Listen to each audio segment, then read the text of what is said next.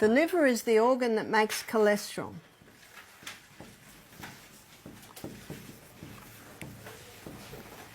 And we've been told that cholesterol is public enemy number one, am I right? We've been told that cholesterol causes heart disease, is that right? But Dr. Malcolm Kendrick, in his book, The Great Cholesterol Con, he's a cardiovascular surgeon, he says there is no proof that cholesterol causes heart disease. Isn't that incredible? The great deceiver's been at it again. So what I want to do is I want to explain what cholesterol is.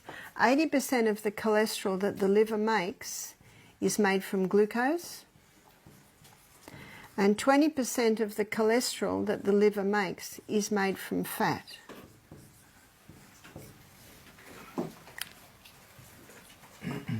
And the liver makes cholesterol according to the body's demands.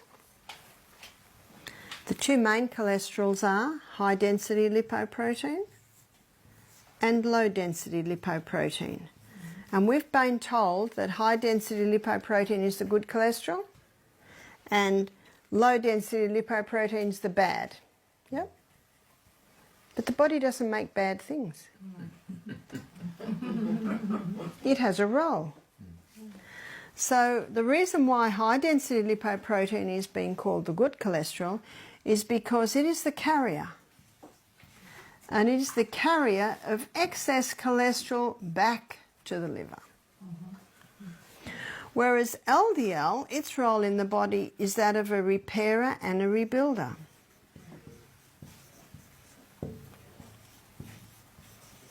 So where are you going to find it, students?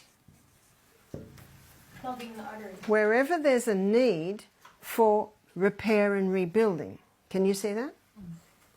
But LDL does something else. LDL delivers cholesterol to the brain. And the brain loves cholesterol. Let me show you why. Your brain cells are consuming 15 times the fuel of any other cell, and they can, because they're headquarters.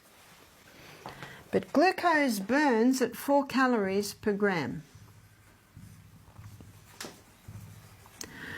Whereas fat, it burns at 9 calories per gram. Can you see why the brain loves fat? Because it's going to get more than twice the units of energy that glucose will give. So let me show you how these two cholesterols work together. In the blood. So we're going to have a look at the blood vessel and see how it works. So here's the blood vessel. And because of its low density, LDL is always on the edge. Because of its high density, HDL is in the middle. In her book, Who Switched Off My Brain, Dr. Natasha Campbell McBride, she spends the first 3 chapters looking at all the environmental poisons that damage the endothelium cells that line the arteries. So environmental poisons, they're coming at us from every side. They're in our laundry detergent.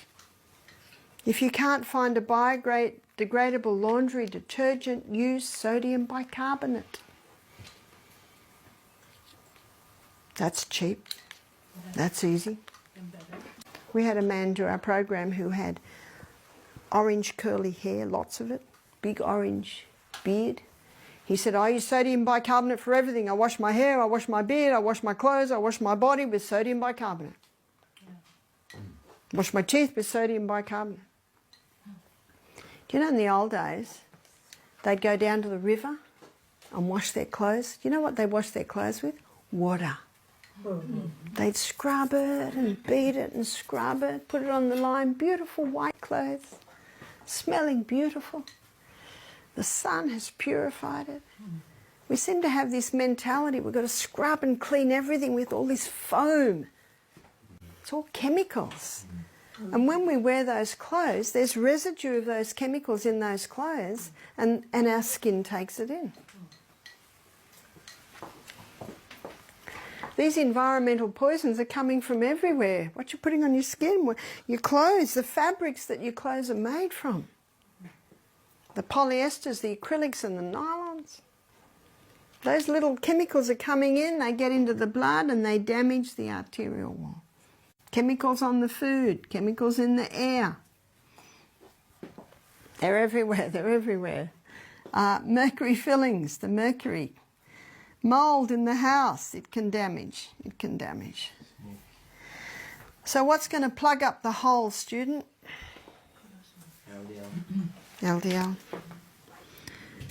It's plugging up the holes. But the problem is the people don't realise what the laundry detergent's doing to them. They don't realise that their potatoes have been grown with Roundup. They don't realise these things because there is a great deceiver out there who's deceiving the whole world. And so what's happening is the damage continues. What's happening in the artery? High blood pressure. What's happening is the arteries are getting clogged. Something else is happening. There are little protein molecules floating through our blood. And on this high carbohydrate diet releasing high glucose into the blood, this high glucose grabs onto the protein molecules and becomes sticky and stick on the wall. And from now and then they move. And oh dear, stuck. That's the #1 cause of a stroke, and it's the #1 cause of heart disease. So can you see that someone can have a heart attack who's a vegetarian on a high carbohydrate diet, who's using lots of chemicals to wash their clothes and wash their dishes and wash their car and wash their hair, and one says, how could they have had a heart attack? And if you've got insulin resistance on the cell, then the glucose is staying in the blood. It's got nowhere to go. So it comes out in the urine. That's called diabetes mellitus, is sweet urine. Body's got to do something with it. To blame cholesterol for heart disease is like blaming the fire trucks for the fire. It's only doing its job. Yeah?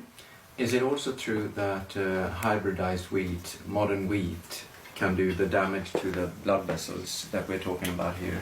Because that is what I've heard. So why? Why would the hybridized wheat do that? Because in the hybridization process, the starch structure was changed. And the starch structure in the hybridized wheat gets the blood sugar level up higher than sugar. So that's why the hybridized wheat does it.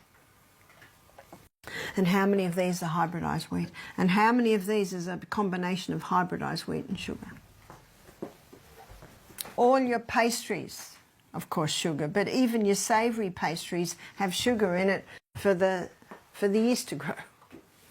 That's the beauty of the sourdough bread. You don't have to put any sweetening in that. Because the sourdough culture, it grows on the grain, the gluten in the grain.